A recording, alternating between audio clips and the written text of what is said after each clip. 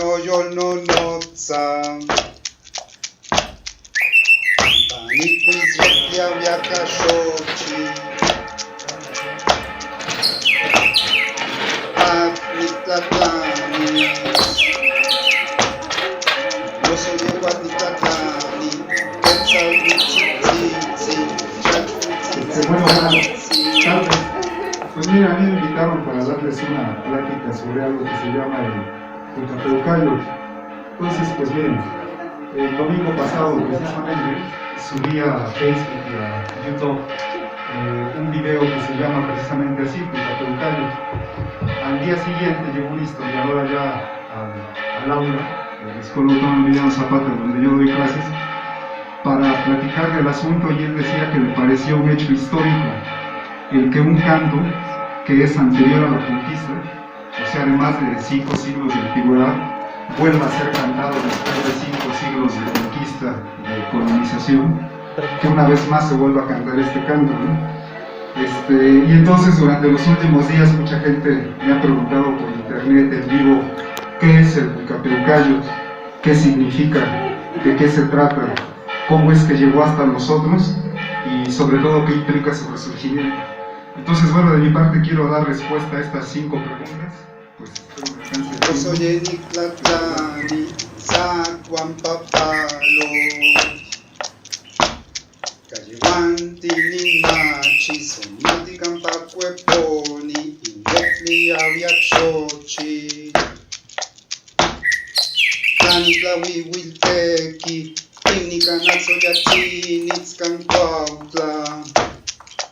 Mayosonitlawi Huiteki, Tequecholzochicuautla.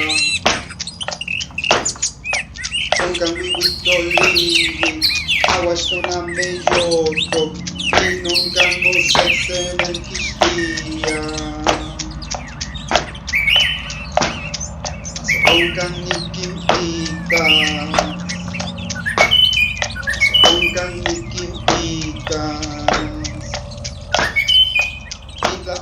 El Pucapeucayo, lo primero que tenemos que entender es que es un texto sagrado, y al decir un texto sagrado se tiene que entender que es un texto religioso. O sea que piensen ustedes que todas las grandes tradiciones de la humanidad tienen sus textos sagrados. El hinduismo tiene los Vedas, tiene los Upanishads, ¿no?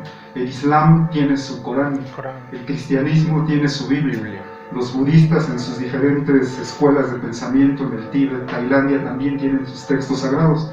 Entonces creo que lo que hay que tener bien en cuenta es que aquí en México, antes de la conquista española, había una religión que es por completo diferente a todas las otras tradiciones de la humanidad. O sea que se entiende que es una religión diferente al cristianismo, diferente al hinduismo, al budismo y al islam.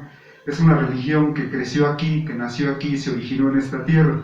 Entonces pensaríamos o le llamaríamos que es la religión mesoamericana, que no es exclusiva de un pueblo, sino que tiene un vínculo común con todos los pueblos indígenas, tiene elementos que las vinculan, como por ejemplo el maíz es uno de ellos, que une a todos los pueblos indígenas de México, el sistema de numeración de base 20, aquí se contaba con números, con el sistema de numeración vigesimal, se tenía la cuenta de los días que se conoce como el Tonalpohualli, y entonces hay elementos que le dan a Mesoamérica, a esta región del continente americano, el carácter de una civilización propia.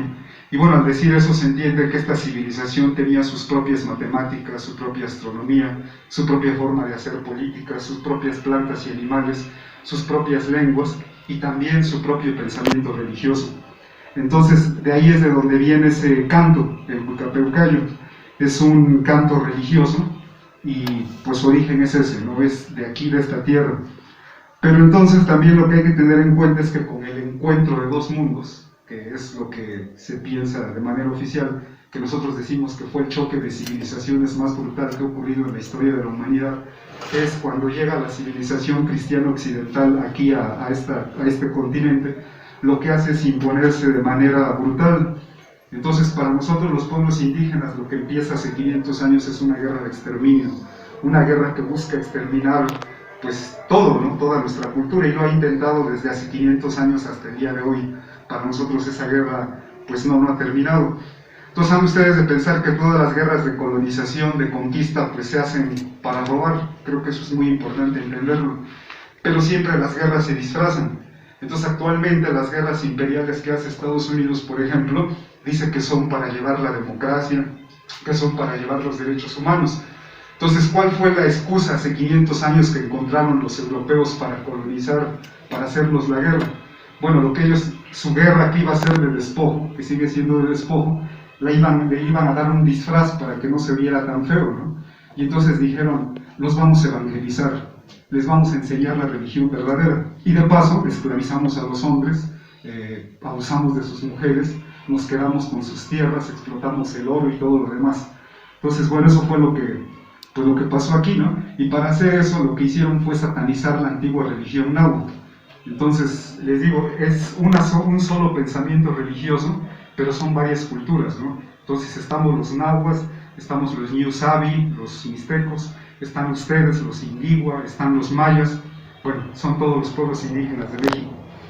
Entonces, esa religión náhuatl, que, bueno, en mi caso yo soy náhuatl, fue satanizada por los conquistadores, y entonces lo que ellos dijeron es, todo lo que no sea cristiano es cosa del demonio, y como es cosa del demonio hay que destruirlo. Y entonces lo que hicieron fue hacer un trabajo sistemático de destrucción. Entonces destruyeron todos los templos, las pirámides que había, los códices los quemaron, las esculturas las cortaron, las rompieron en pedazos, y a los sabios y a los artistas pues los juzgaron, los persiguieron como delincuentes y los asesinaron. Y entonces ahí es donde pues se viene toda la destrucción de nuestra cultura. Muy pocos textos escaparon de esa destrucción, la mayoría de ellos pues están en museos en Europa, ¿no? Sobre todo. Pero entre todos esos textos náhuatl que se escaparon de esa destrucción, o sea que existen hasta el día de hoy, pues está precisamente uno que se llama el Códice de la Poesía Náhuatl, que otra manera de conocerlo es Cantares Mexicanos.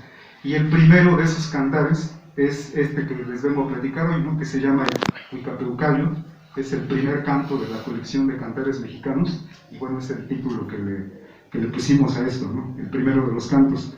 La segunda pregunta es, ¿qué significa Huicapeucayotl?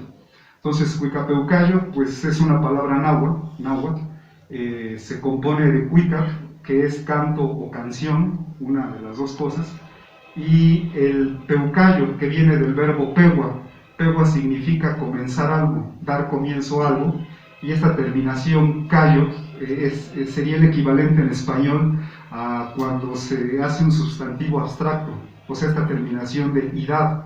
Por ejemplo, cuando ustedes dicen madre, maternidad, ¿no? Padre, paternidad, esa terminación es un sustantivo abstracto, entonces en náhuatl se hace con el cayot, ¿no? Entonces, por ejemplo, si decimos mexica, mexicayot, es lo referente a los mexicas, ¿no?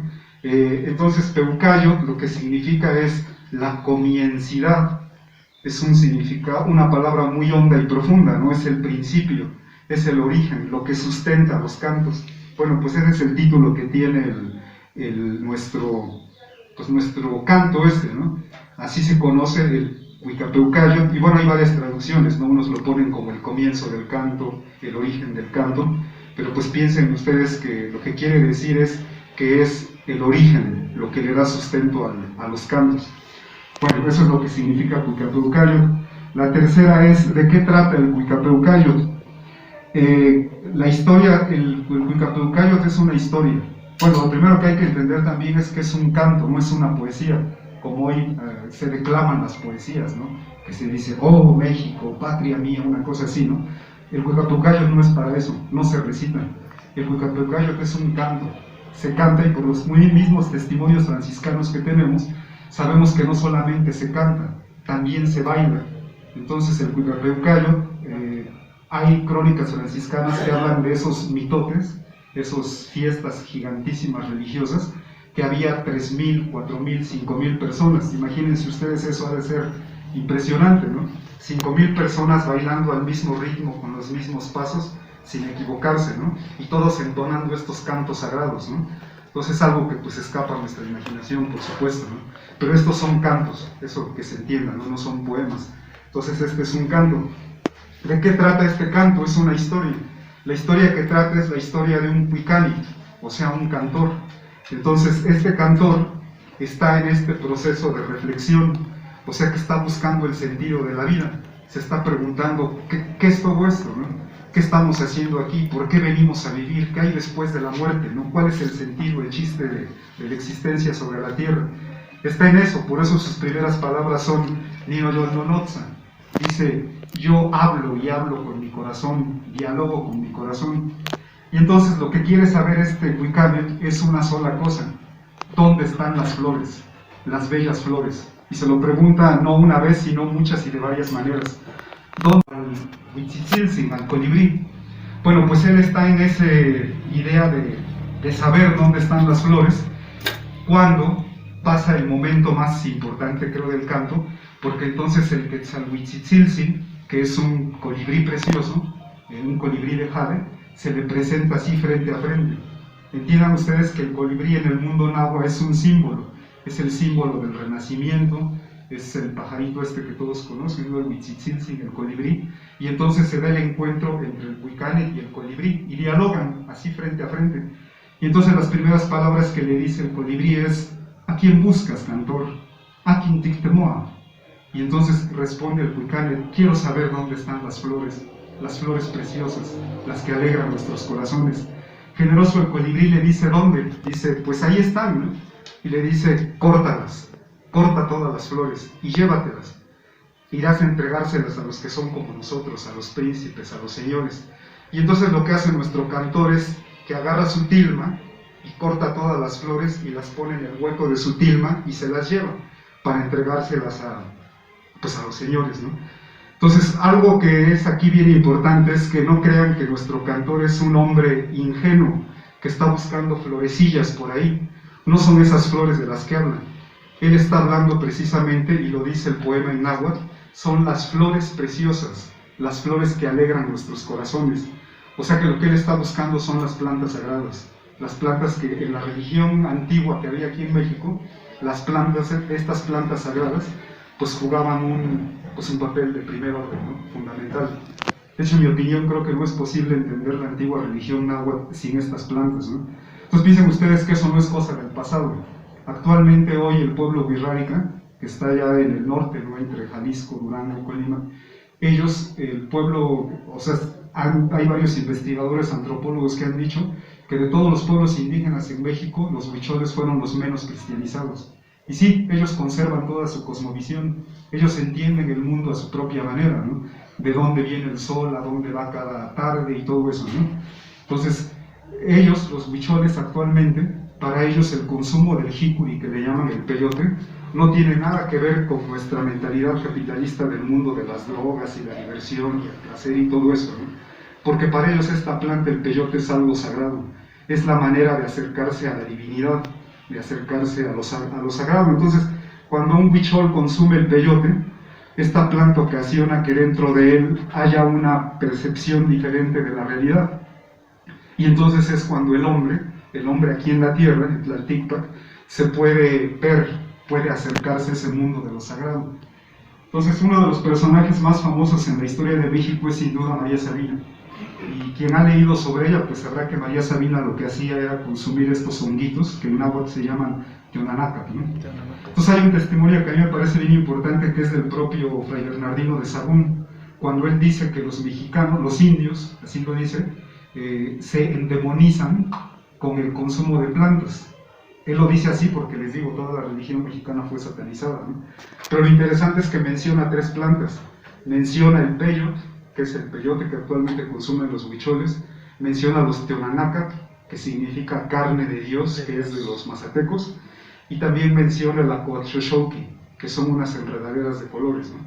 Entonces, esas 3 plantas las menciona Sahagún en su obra, Historia General de las Cosas de la Nueva España, y se da cuenta de que los indios, los indígenas, los de aquí de México, consumían esas plantas en sus rituales, ¿no? Entonces, ese es el tipo de flores que está buscando nuestro cantor.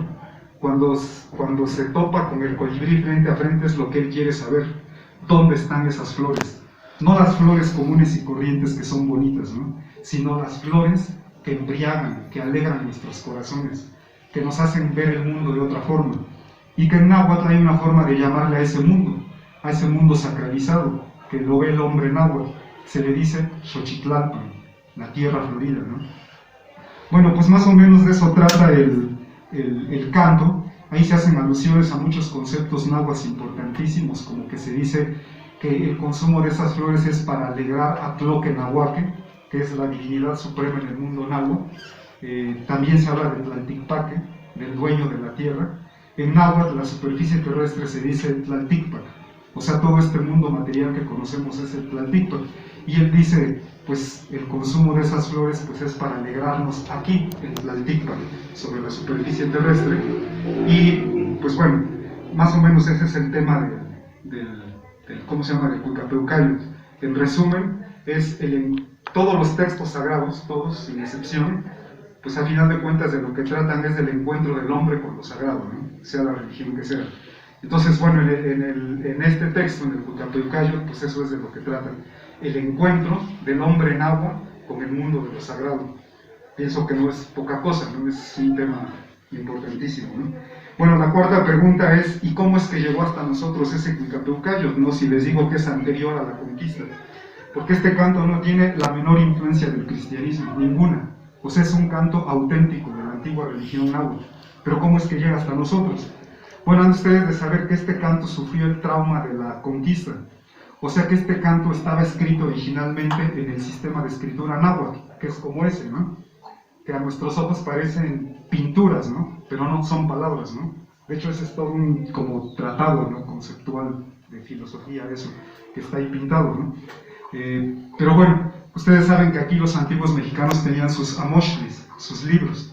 Entonces, este canto estaba en un teomoshli, era un libro sagrado, de ahí lo sacaron. Entonces, tuvo que pasar por ese doloroso proceso de pasar de un sistema de escritura a otro.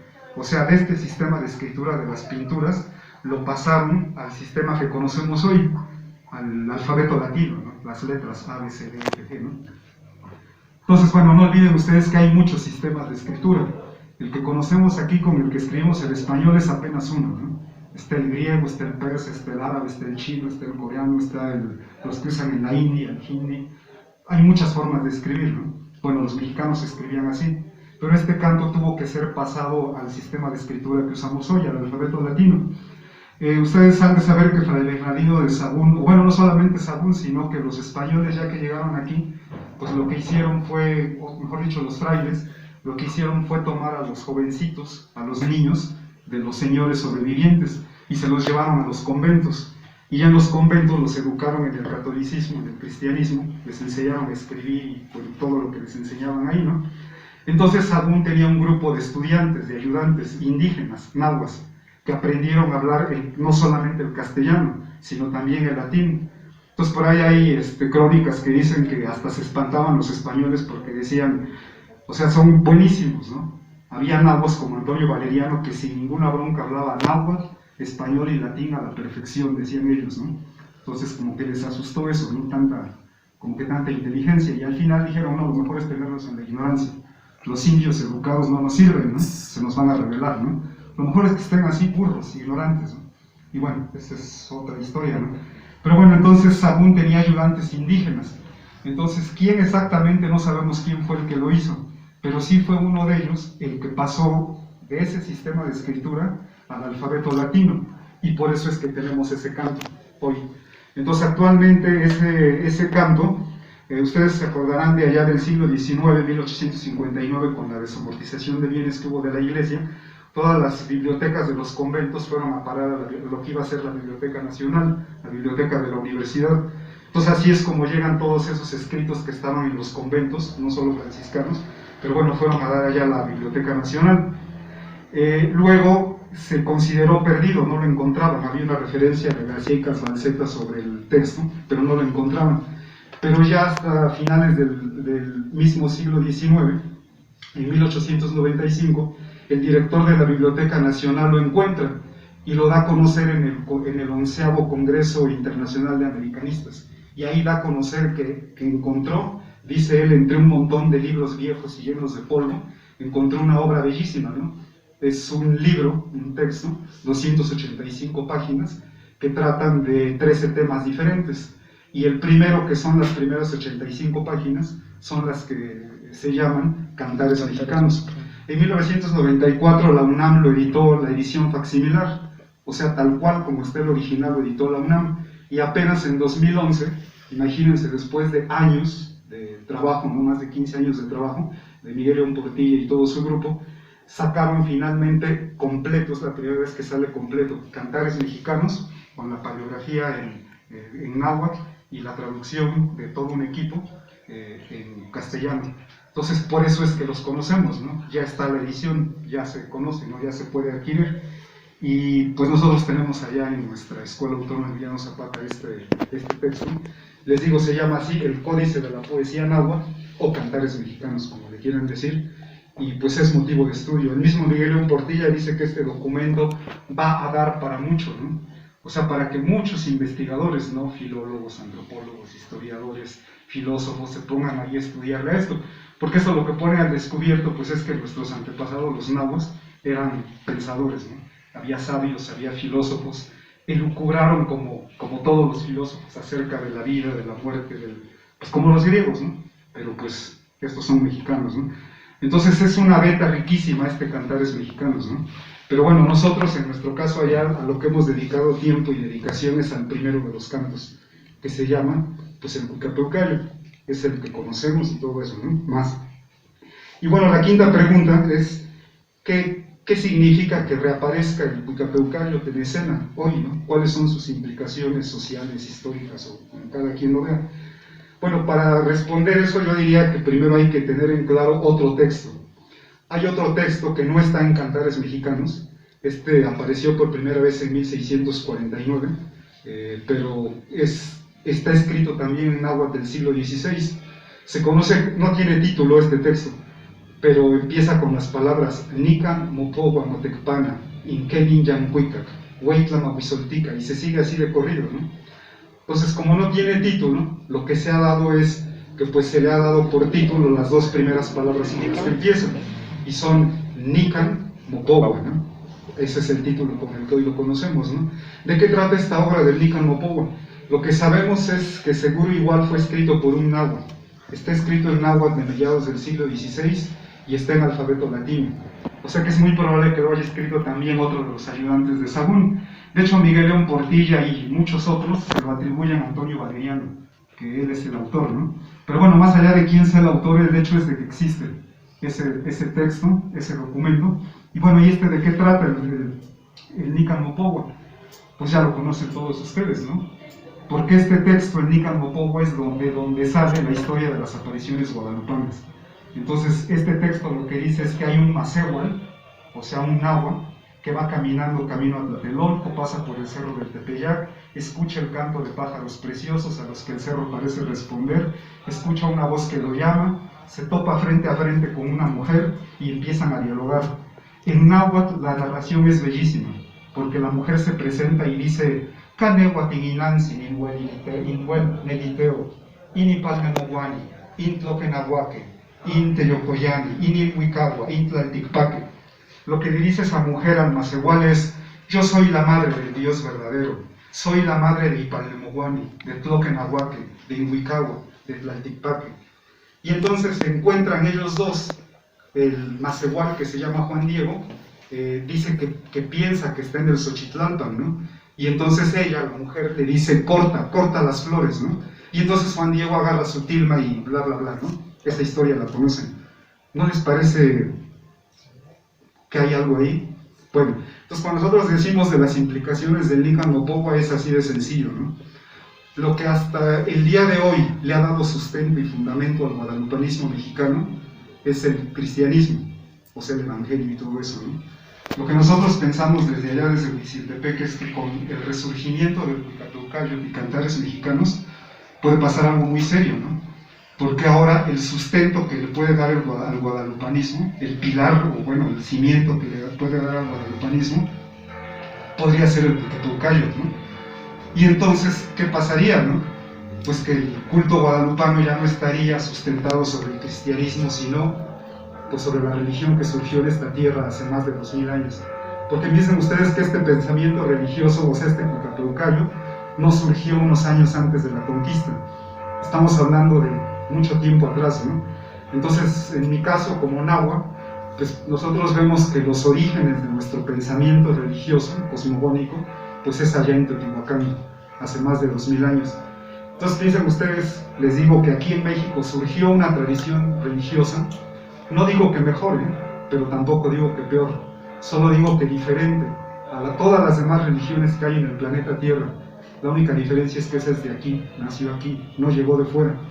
Y entonces ha existido aquí durante más de 2000 años, llega la conquista española, llega la imposición del cristianismo, pero nosotros pensamos que ese pensamiento religioso no ha terminado. O sea que encontró maneras para sobrevivir, para resistir. Y hay muchos ejemplos, no me podría pasar mucho tiempo dando ejemplos de esto, pero creo que el más claro de todos es el del Día de Muertos. Ustedes búsquenlo por donde quiera, pero en la Europa cristiana nadie hace eso, de poner su ofrenda y todo eso, ¿no? A lo que me refiero es que hay elementos del pensamiento religioso originario de aquí, de los pueblos indígenas, en mi caso náhuatl, que siguen vigentes, ¿no? Desde cómo se ve la vida, cómo se entiende la muerte, la relación con la tierra, cómo se entierra un difunto, todo eso no es del cristianismo, todo eso viene de la antigua religión que existió aquí en México, y bueno, también de ahí viene el Cuicapeucayo, el origen del canto, de todos los cantos. Entonces, pues bueno, con eso pensamos que si explicamos un poco eso, pues entonces se puede entender la importancia de este canto, ¿no? La trascendencia que puede tener este canto del Cuicapeucayo. Bueno, la cosa es, con eso termino. Allá en nuestra aula, pues damos clases de varias materias, ¿no? Pero una de ellas es el náhuatl. Entonces ahorita tenemos una clase de náhuatl los sábados de 2 a 3 y media, y es precisamente en esa clase que hemos visto aspectos de la cultura náhuatl. Hemos visto historia, hemos visto política, de cómo era la política náhuatl anterior a los mexicas, después de los mexicas, porque también nosotros vemos que ese es un problema, ¿no? La aztequización del mundo náhuatl. Los mexicas son un pedacito así apenas de toda la historia náhuatl, ¿no? Entonces hay mucho que pensar. El arte, ¿no? Lo hemos visto, la astronomía, las matemáticas, cómo medían el tiempo, cómo contaban los días. Bueno, todo eso vemos en clase, se llama así, bueno, es de náhuatl, te digo, pero tocamos varios aspectos. Y entre todo eso lo que hicimos fue leer el Cuicapeucayo. Y entonces es en esta clase que se nos ocurrió ahí con los alumnos, que varios de ellos son músicos, que uno de ellos, que toca en un grupo de rock, por cierto, dijo, ¿y cómo se escuchaba el Cuicapeucayo, no? O sea, porque una cosa es leerlo, ¿no? Como poema, y otra cosa es siquiera atreverse a pensar, ¿y cómo era cantado, no? O sea, ¿con qué ritmo, con qué tono, cómo era? Y entonces todo eso empezó a abrirnos ideas, ¿no? La idea más clara fue, pues hay que descomponerlo, ¿no? Descomponerlo en lo que en náhuatl se llama sencama, una unidad de hablar, ¿no? O sea, por ejemplo, si digo una pregunta, "Akin tictemoa", eso es un sencama, ¿no? Si digo otra frase, ¿no? Que tiene todo un sentido relacionado, todo un párrafo, eso es otro sencama, ¿no? Bueno, lo separamos en sencamas, luego lo dividimos en sílabas fonéticas, no ortográficas, y entonces fue una cosa de semanas, bla, bla, bla, y no se les quiero hacer larga, pero la cosa es que la semana pasada el video que subimos a internet es el Cuicapeucayo cantado, o sea, no recitado, ya cantado así como se cantaban esos cantos, ¿no?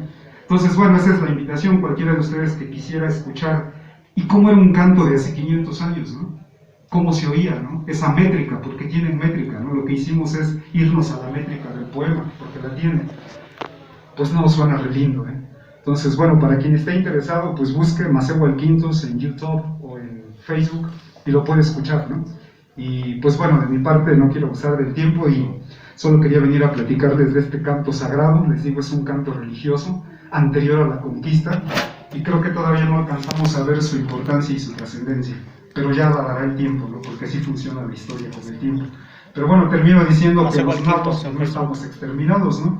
Hay pueblos nahuas todavía por todo el país, en Veracruz, Morelos, Ciudad de México, aquí en Puebla, ¿no? En Guerrero.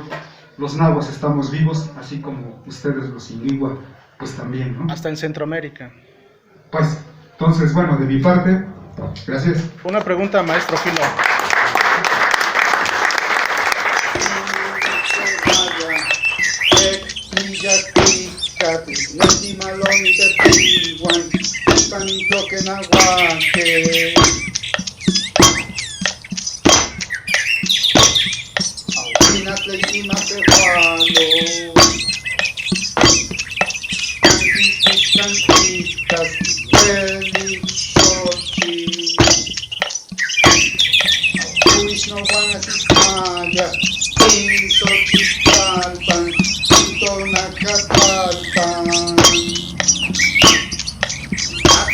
sepalo